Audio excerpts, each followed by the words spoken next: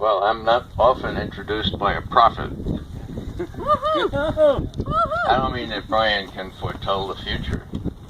What I mean is a prophet in the biblical sense. A person who stands up for justice, and a person who does what's right no matter what the consequences. That is my idea of a prophet in the pure biblical sense. You know, a lot of people don't know much about prophets, but I've done a little study of the Hebrew scriptures as well as the Christian, and most of you probably don't know that Isaiah walked around for 2 years stark naked. Did you know that? Oh, I didn't know that. Yeah. It's true. It's right in there. Okay. Now, my question to you is, what's a prophet doing walking around stark naked? Now, the exegetes, the fancy people that interpret the Bible say, well, it's not clear that he was always naked, just during liturgical services. Now, that may be good exegesis, but it does not get the guy off the, well, who was he saying? I think this is what he was saying. Look, I stripped myself of my garments, and you say, oh, isn't that terrible?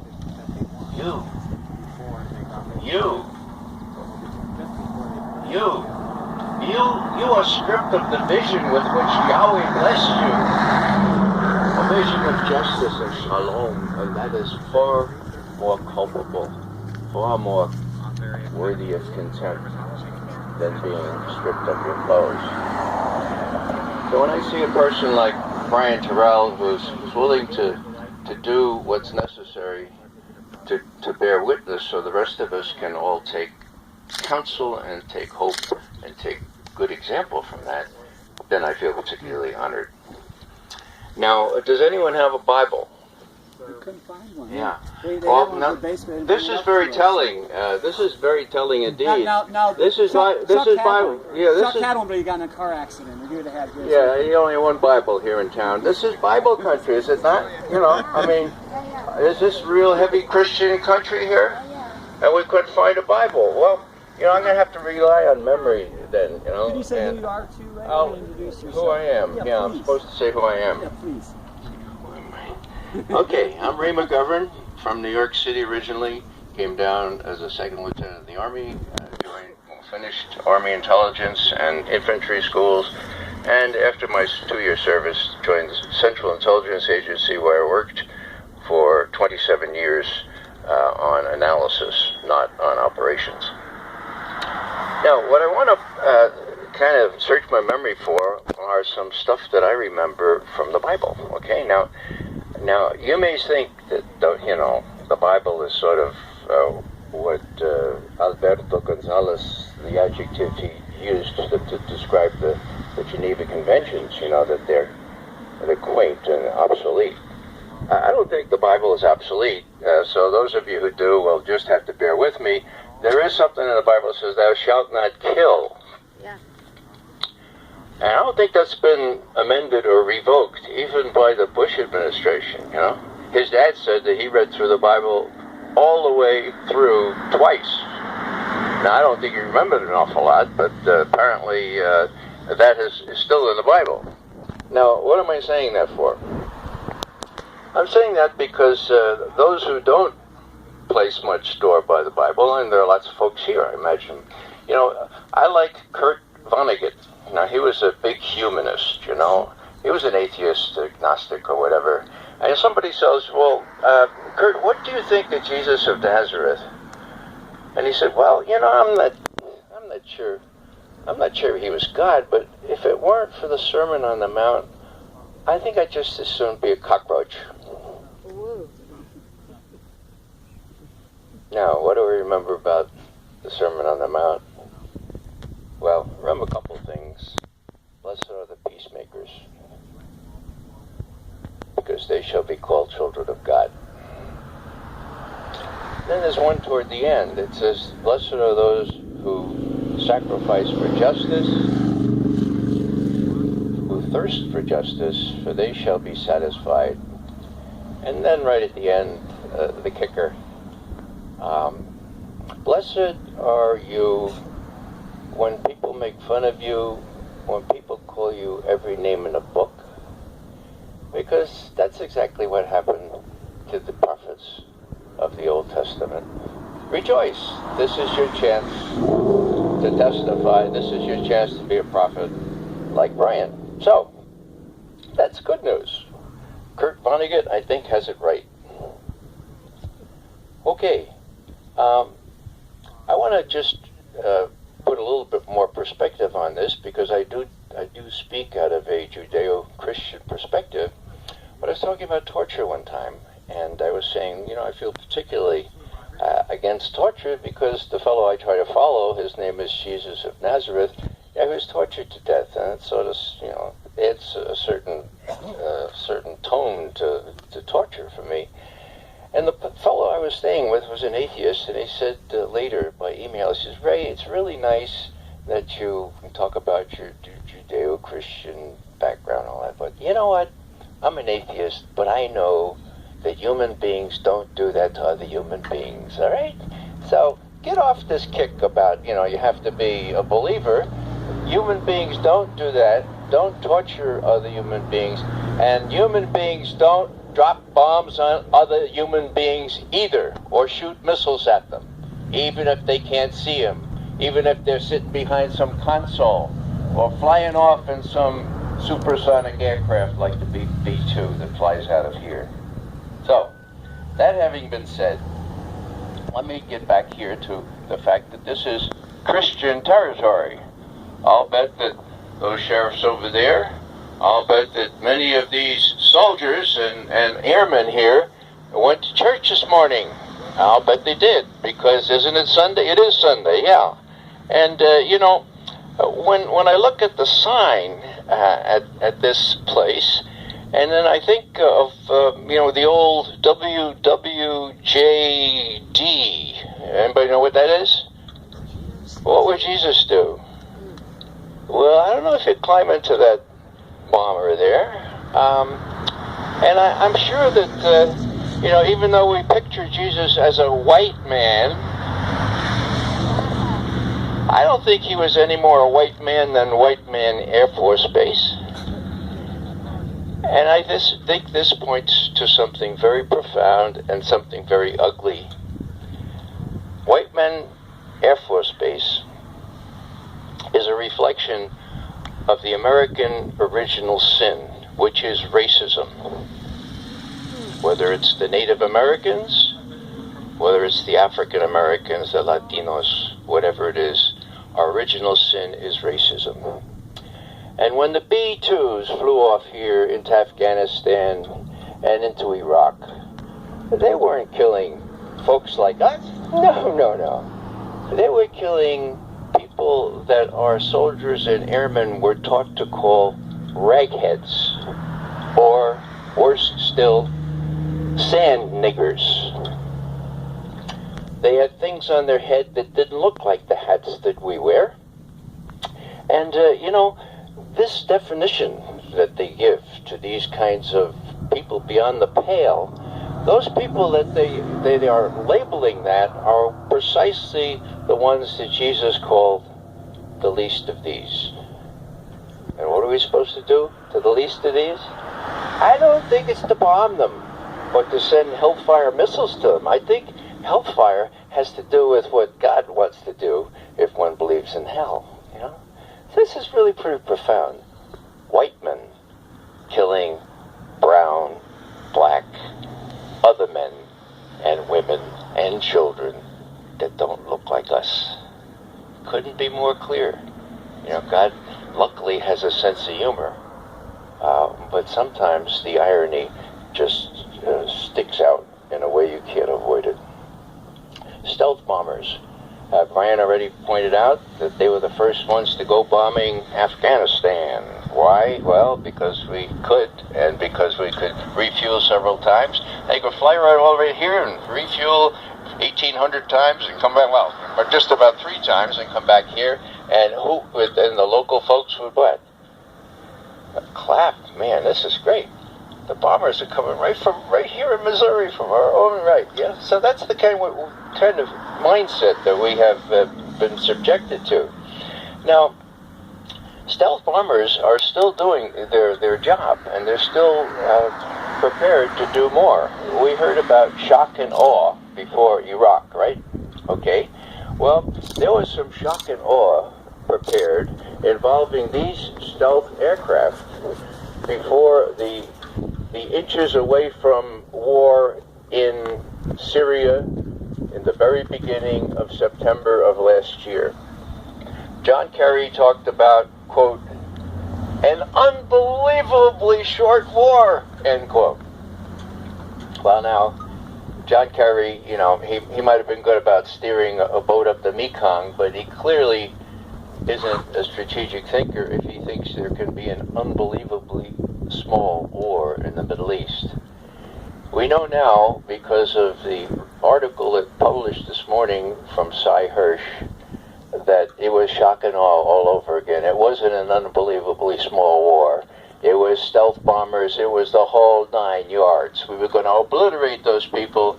And it's easy to do because, you know what? They don't look like us. They look like towel heads. And besides, it's really easy to do that because you can't even see. You're in a stealth bomber, man, you just drop the things, you tell the instrument what to do, and you don't, you go home and have dinner with your wife. Now, John Kerry talked on the 30th of August about Bashar al-Assad did these chemical attacks, and that's why we have to use all these aircraft and everything else to go after him, right? Guess what? John Kerry lied 35 times. He didn't know that it was Bashar al-Assad, and Cy Hirsch today shows that it wasn't the government of Syria. It was the rebels trying to mousetrap the United States of America into a war against Bashar al-Assad. That's about as bad as it gets, guys, okay? So, these weapons of non-mass destruction, weapons of destruction, however you describe them, can be used for ostensibly unbelievably small wars, but wars that are really full-scale attacks, shock and awe, having nothing to do with the spirit that we celebrate on Sunday, but rather with a spirit of violence, a spirit of racism. Now, I want to talk a little bit about drones, because there you have this a syndrome that has not really existed in the armed forces before. You have people standing or sitting behind consoles, pushing little buttons and killing people. Now, I think even some of those pilots are having real conscience problems, and chaplains on bases like this are having long waiting lines to have consultation with these young men and women. But you can't really hide behind a console. And you can't really pretend when you pilot a stealth bomber that nobody is getting killed. You can't do that. One of the things that my Catholic worker friends in Los Angeles put on their little little bumper sticker about the Julian Assange and WikiLeaks was this: nothing that is hidden will remain hidden. Luke, I forget the verse. I'm a Catholic. I don't remember the verses. Something like Luke 4:17 or something like that. Okay, nothing that is hidden will avoid being revealed. Now, the problem is, who's going to reveal it? Is our president going to reveal it? Our president gets up on the 17th of May last year and says, I feel really bad about, I really feel so bad about these drone strikes. I wish I could stop them, but they won't let me stop. Give me a break. The president would stop those things with a snap of his finger if he had some backbone, okay? So, what are we talking about here? Who's going to stop this carnage? Oh, I know. The church. Yeah, the church. Well, if you look for moral leaders, you'll look to the churches, the institutional churches. And of course, they have all spoken out very strongly against killing people by remote control on these consoles, haven't they? Uh-oh. Have they not? Unitarians have. You know what, folks? Very few have. And it reminds me very much of what happened. It reminds me very much, and that's a suitable sound effect, of what happened in Nazi Germany in the 30s when the Lutheran and the Catholic churches could not find their voice, and when Hitler, first thing he did when he took power, do you know what he did? He made sure that there was a parish priest in every Lutheran and Catholic parish. Do you know why? Because he thought that would be a factor of stability for his regime, and it was. So, now that's not really good news, is it? What's the good news? The good news is there's us, okay? Cesar Chavez. People used to always say, oh, there aren't enough of us, there aren't enough of us. Well, there are enough of us, okay? But if we let speaking and writing and that kind of thing suffice, without action, nothing's going to happen. That's why it's so good to be here.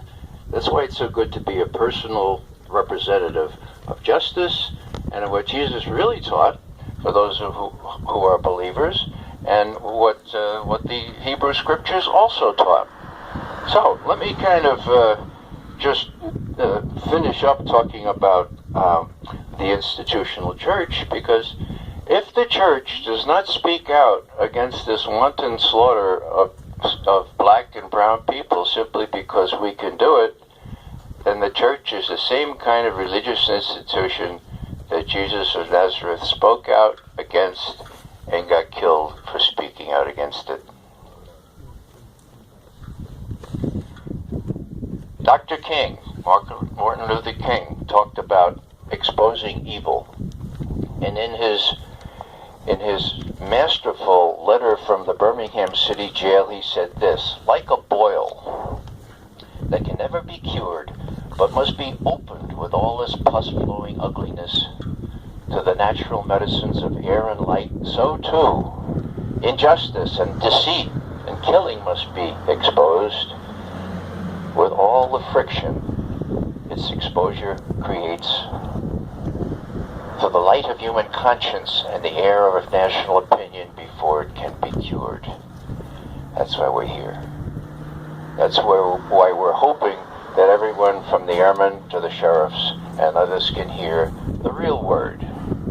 Now, Dorothy Day, the founder of the Catholic Worker, of which Brian, of course, is a member, her granddaughter is in Hawaii right now, and she wrote me an email saying that she can hear the B-52s going on bombing runs over the Pacific as she was writing this email. Okay.